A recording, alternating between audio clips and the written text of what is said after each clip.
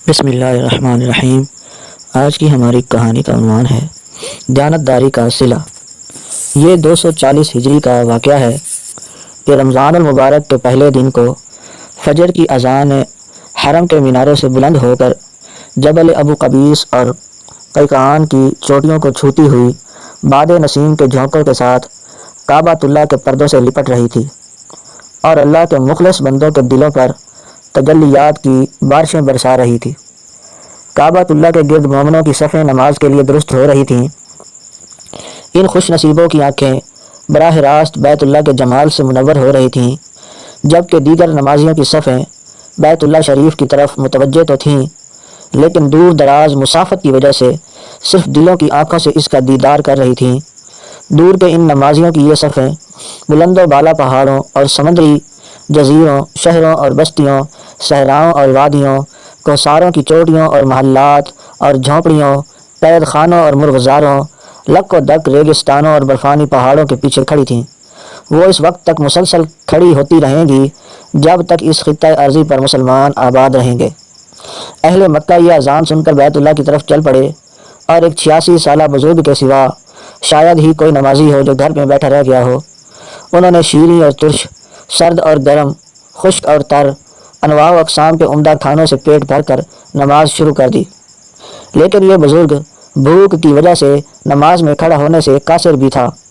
اس بیچارے نے کچھ کھائے پیے بغیر روزہ رکھ لیا تھا۔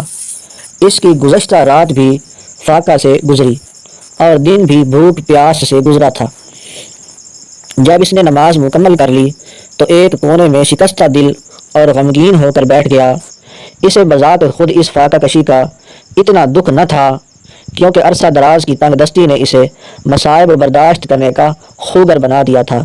اسے کوئی غم کھائے جا رہا تھا تو وہ بھوکی ننگی 4 بیٹیوں، 2 بہنوں، ایک بوڑھی ساس اور مسکین بیوی کا غم تھا، جن کا یہ واحد کفیل اور ذمہ دار تھا۔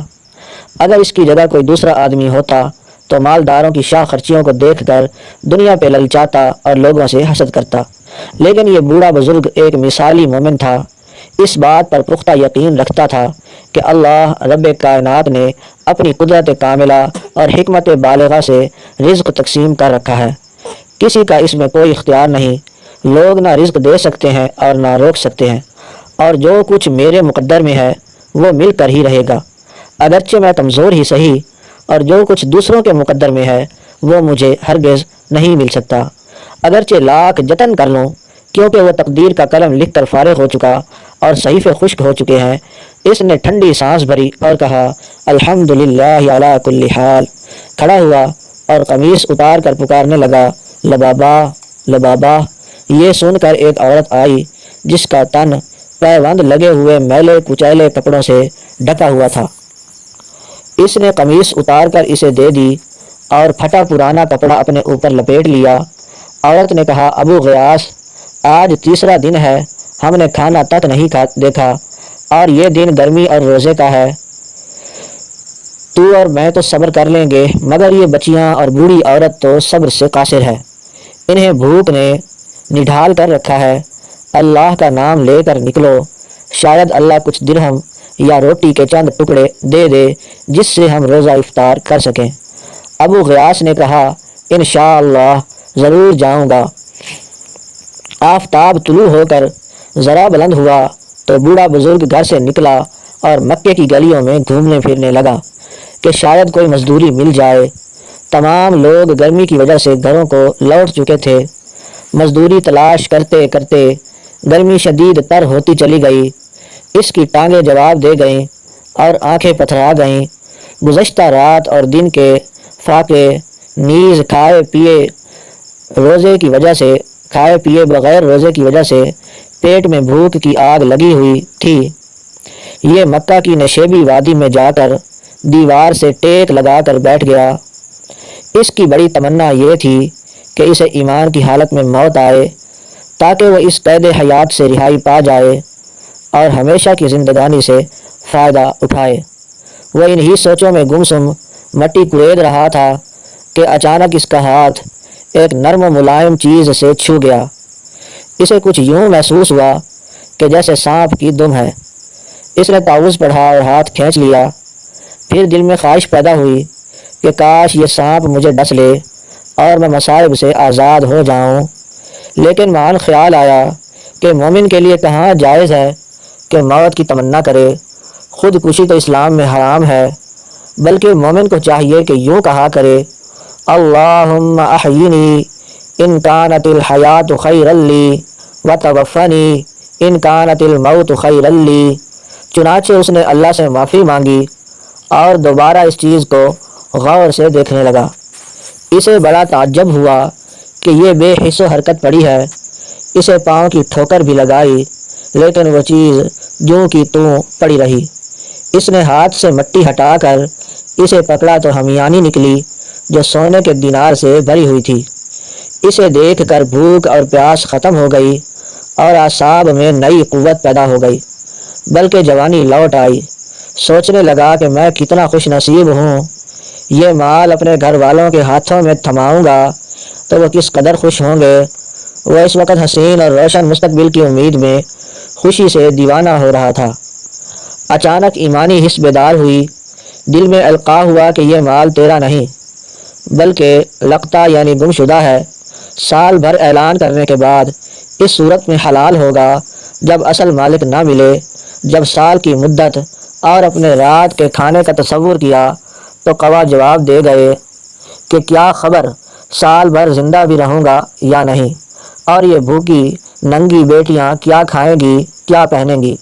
خواہش پیدا ہوئی کہ تھیلی کو واپس اسی جگہ رکھ آئے اور آزمائش میں نہ پڑے، لیکن بذات خود دانا عالم مومن تھا، جانتا تھا کہ اگر گمشدہ مال کو دیکھ کر ہاتھ نہ لگایا جائے تو کوئی ذمہ داری نہیں، اگر اسے پکڑ کر دوبارہ رکھ دیا جائے تو ذمہ داری رکھنے والے پر ہوگی۔ اس قسم کے تفکرات دماغ میں ٹکرانے لگے۔ اسے محسوس ہوا کہ کن پٹی کی ہڈیاں چور ہو رہی ہیں۔ ایک طرف یہ خیال اٹھتا کہ دبا رکھو، اللہ کا دیا ہوا رزق ہے، اس کے ذریعے بھوکی ننگی بیوی اور بیٹیوں کا پیٹ بھرو اور ان کا تن ڈھانکو، اگر طاقت ہوئی تو پھر دے دینا، ورنہ چند دینار کم بھی واپس کیے تو کیا فرق پڑے گا۔ دوسری طرف یہ خیال پیدا ہوا کہ صبر کر اے بھلے آدمی، امانت میں خیانت کا ارتکاب نہ کر۔ قبر کے کنارے بیٹھ کر مالک کی نافرمانی کا سوچتا ہے۔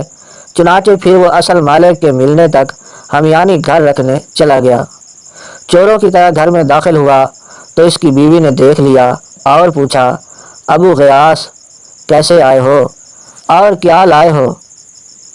جواب دیا کچھ نہیں۔ بوڑھا بزرگ ہمیانی کی خبر چھپانا چاہتا تھا، لیکن اس نے آج تک اپنی بیوی سے کوئی خبر چھپائی نہ تھی۔ بیوی نے کہا واللہ آپ کے پاس کچھ ضرور ہے، لیکن ہے کیا بتاؤ نا۔ بوڑھا بزرگ ڈرا کہ لبابہ کہیں کسی وہم میں مبتلا نہ ہو جائے، اسے سارا قصہ سنا دیا۔ وہ عورت دیندار ضرور تھی لیکن ابو غیاث کی طرح صبر اور حوصلے والی نہ تھی۔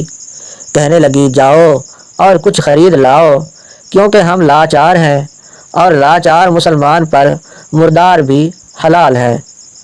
ابو غیاث نے کہا نہیں، ہرگز نہیں، اگر تو نے اسے ہاتھ لگایا یا کسی کو خبر دی تو تجھے طلاق ہے۔ لبابہ خون کے گھونٹ پی کر خاموش ہو گئی اور یہ اصل مالک کی تلاش میں گھر سے نکل پڑا تاکہ اصل مالک سے مل کر حلال طریقے سے کوئی درہم حاصل کر سکے۔ وہ حرم کی طرف چل دیا۔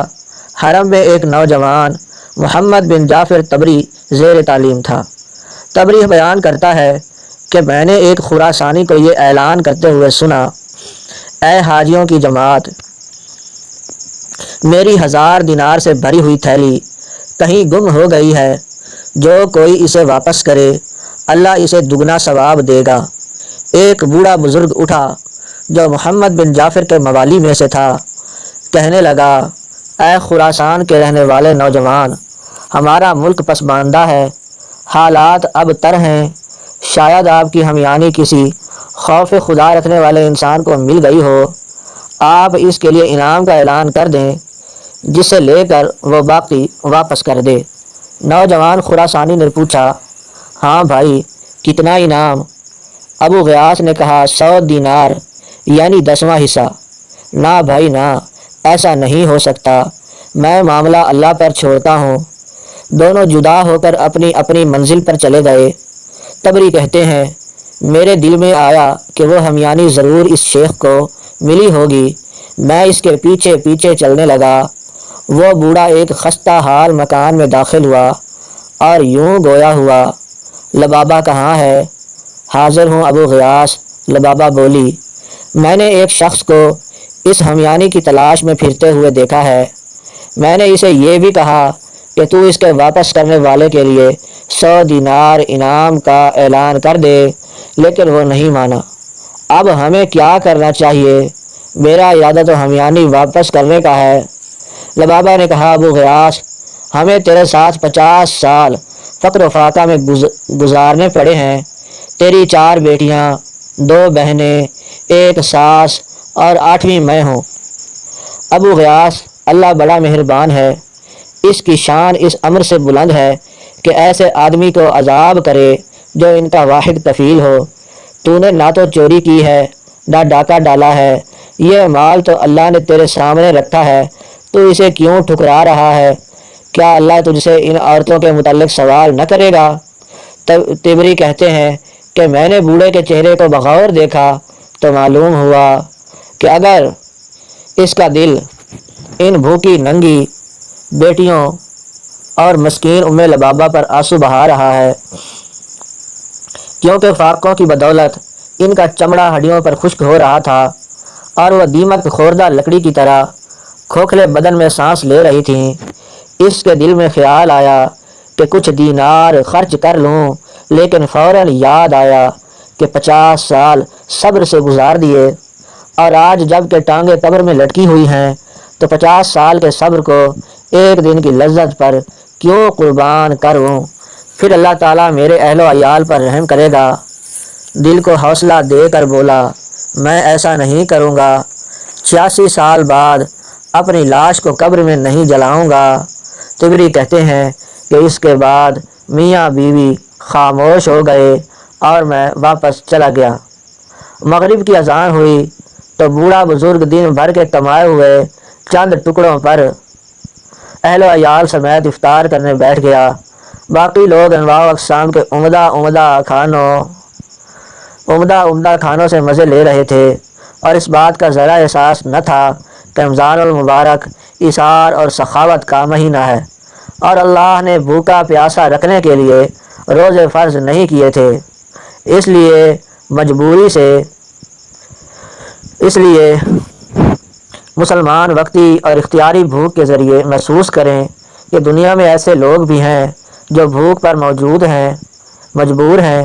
ان کی حالت پر غور کر کے اپنے اوپر اللہ کے بے پایاں احسان یاد کریں۔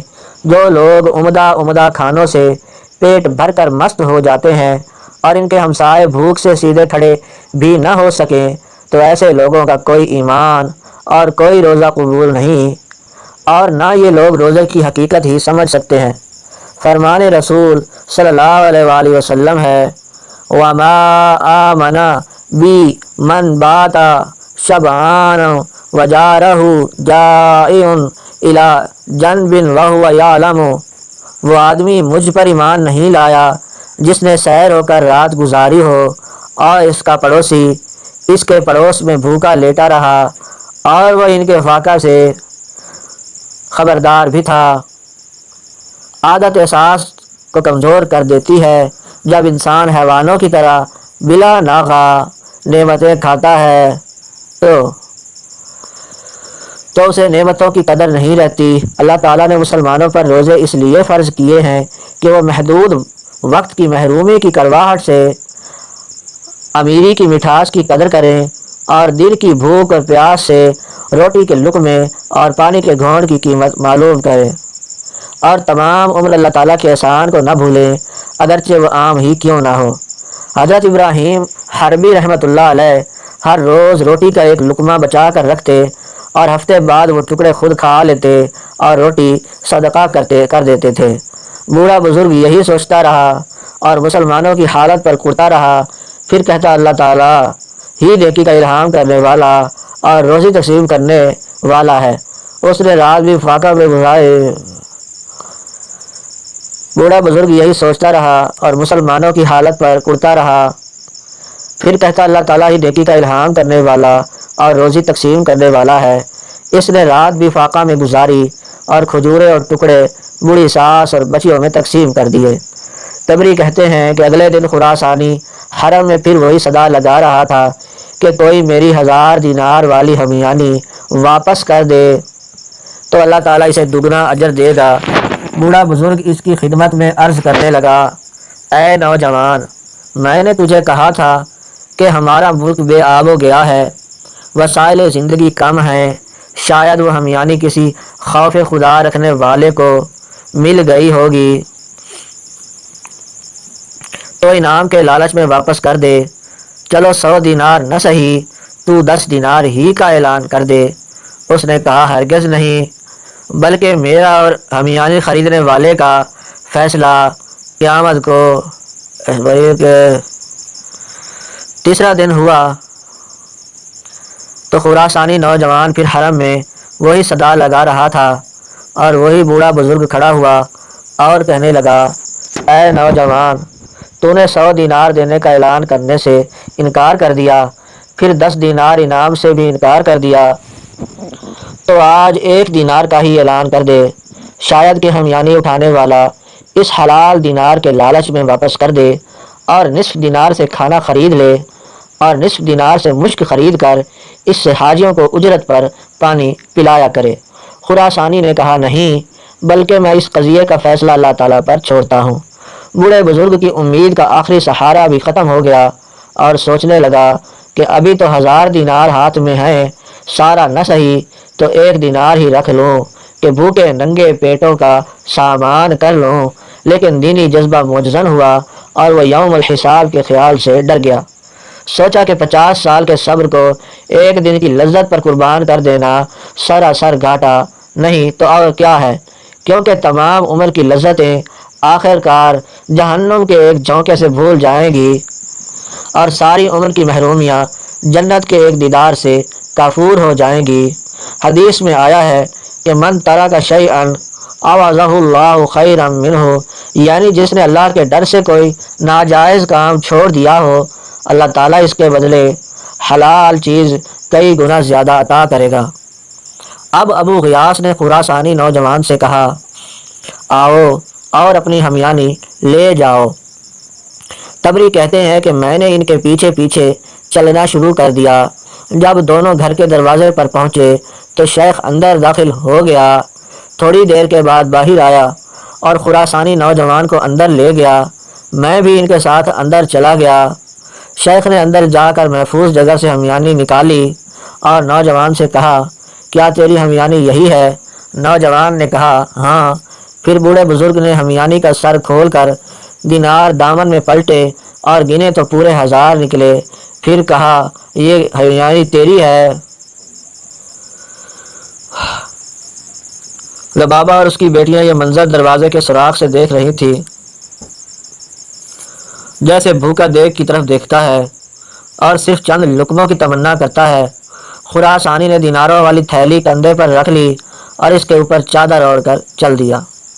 لبابہ نے یہ منظر دیکھا تو یوں چکرائی جیسے کسی عورت کا اکلوتا بیٹا گم ہو گیا ہو۔ اس کی بیٹیوں کی باچھیں کھلی کی کھلی رہ گئی۔ چند لمحوں کے بعد شیخ نے آہٹ سنی تو نظر اٹھا کر دیکھا کہ نوجوان واپس لوٹ آیا ہے۔ اگر یہ بوڑھا بزرگ اس سے روح گردانی کر لیتا تو یہ بڑی بات نہ تھی، کیونکہ اس نے ان بھوکے ننگے مسکینوں کو دیکھ کر 1 دینار تک نہ دیا کہ وہ اپنی بھوک دور کر سکیں۔ لیکن یہ بوڑھا بڑا بردبار اور حوصلے والا شخص تھا۔ فوراً بولا، بیٹا کیسے آنا ہوا؟ خراسانی نوجوان نے جواب دیا، اے میرے بزرگ، میرا باپ جب فوت ہوا تو اس کے پاس 3000 دینار تھے۔ اس نے مجھے وصیت کی تھی کہ میری سواری بیچ کر حج کا خرچ بنا لینا اور 1000 دینار اس شخص کو دے دینا جو بہت زیادہ غریب ہو۔ چنانچہ میں نے اپنے وطن خراسان سے مکہ تک کسی کو تجھ سے زیادہ غریب نہ پایا۔ لو یہ دینار، اللہ ان میں تمہارے لیے برکت پیدا کرے۔ تبری کہتے ہیں کہ وہ نوجوان ہمیانی رکھ کر واپس چلا گیا۔ یہ منظر دیکھنے کے بعد میں بھی واپس جا رہا تھا کہ مجھے کسی نے پیچھے سے آواز دی۔ میں نے پیچھے مڑ کر دیکھا تو وہی بزرگ میرے پیچھے دوڑ رہا تھا۔ اس نے مجھے آواز اپنی طرف بلا کر کہا، تجھے ہمارے معاملے کی خبر ہو گئی ہے؟ اور میں نے احمد بن یونس یربوئی سے سنا، اور انہوں نے نافع سے، انہوں نے حضرت عبداللہ بن عمر سے سنا کہ رسول مقبول صلی اللہ علیہ وآلہ وسلم نے حضرت عمر اور حضرت علی رضی اللہ تعالیٰ عنہم اجمعین سے فرمایا تھا، جب کوئی ہدیہ بن مانگے اور بلا طمع آئے تو اسے واپس نہ لوٹاؤ، ورنہ اللہ کے ناشکرے بن جاؤ گے۔ آؤ ہدیہ میں سب حاضرین شریک ہوتے ہیں، چلو میرے ساتھ۔ طبری کہتے ہیں کہ میں اس کے ساتھ چلنے لگا۔ اس بزرگ نے مجھے راستے میں کہا، بھائی تو بڑا مبارک ہے، میں نے عمر بھر ایسا مال نہ دیکھا تھا اور نہ دیکھنے کی امید تھی۔ تم میری یہ قمیص دیکھ رہے ہو، میں اس میں قیام اللیل کرتا ہوں، پھر فجر کی نماز ادا کر کے قمیص اتار دیتا ہوں تاکہ میری بیوی اور بچیاں اور بہنیں باری باری اس میں نماز ادا کر سکیں۔ پھر میں پہن کر ظہر اور عصر کے درمیان مزدوری کر کے چند کھجوریں اور روٹی کے ٹکڑے خرید کر لاتا ہوں۔ جب ہم بزرگ گھر پہنچے تو بزرگ نے بلند آواز میں پکارا، لبابا اور فلاں فلاں۔ اس بزرگ کی آواز سن کر اس کی بہنیں، ساس اور بیٹیاں اکٹھی ہو گئیں۔ اس نے ان سب کو دائرے میں بٹھا کر مجھے بائیں جانب بٹھا لیا اور ہم سب سے کہا، اپنے اپنے دامن پھیلاؤ۔ چنانچہ میں نے تو قمیص دامن پھیلا دیا، لیکن باقی سب نے ہاتھ پھیلائے، کیونکہ ان کی قمیصیں پھٹی ہوئی تھیں۔ وہ ایک ایک دینار ہر ایک کے ہاتھ پر رکھتا جاتا اور 10واں دینار مجھے دیتا رہا، یہاں تک کہ ہم یعنی خالی ہو گئی اور ہم سب کو 100 دینار ملے۔ مغرب کی اذان ہوئی تو اس بزرگ کے اہل خانہ بھی عمدہ عمدہ کھانوں کے ارد گرد بیٹھ گئے۔ بوڑھے بزرگ نے اپنی بیوی لبابا سے کہا، لبابا دیکھ لیا تو نے، اللہ صبر کرنے والوں کا اجر ضائع نہیں کرتا۔ ہم نے اپنے آپ کو حرام کے 1 دینار سے بچایا تو اللہ نے ہم کو حلال کے ذریعے سے 1000 دینار خرچ لکھ دیے۔ یہ بزرگ چند لقمے کھا کر اٹھ کھڑا ہوا اور باہر جانے لگا تو لبابا نے کہا، کہاں جا رہے ہو ابو غیاث؟ میں کسی فقیر روزہ دار کو تلاش کرنے جا رہا ہوں تاکہ اسے اپنے ساتھ کھانے میں شریک کر لوں۔ یہ کہہ کر بزرگ دروازے سے باہر نکل گئے۔ طبری کہتے ہیں، مجھے اللہ تعالیٰ نے ان سے بڑا نفع دیا، ان سے میں اپنی خوراک حاصل کرتا رہا۔ 16 سال بعد مکہ آیا تو معلوم ہوا کہ وہ لڑکیاں شہزادوں سے بیاہ دی گئی ہیں اور شیخ چند ماہ بعد فوت ہو گیا تھا۔ میں ان کے خاوندوں اور بچوں کے پاس جاتا اور انہیں ہمیانی والا قصہ سناتا۔ وہ بڑی دلچسپی سے سنتے اور میری بڑی عزت کرتے۔ پھر 40 سال بعد پتہ چلا کہ ان میں سے اب کوئی بھی زندہ نہیں ہے۔ رہے نام اللہ کا، اللہ تعالیٰ سب پر رحم فرمائے، آمین ثم آمین یا رب العالمین۔ ویڈیو اچھی لگے تو لائک کمنٹ کر دیجئے، ویڈیوز کو شیئر بھی لازمی کیجئے، چینل کو سبسکرائب کر لیجئے۔ ملتے ہیں نیکسٹ ویڈیو میں، اجازت دیجئے، اللہ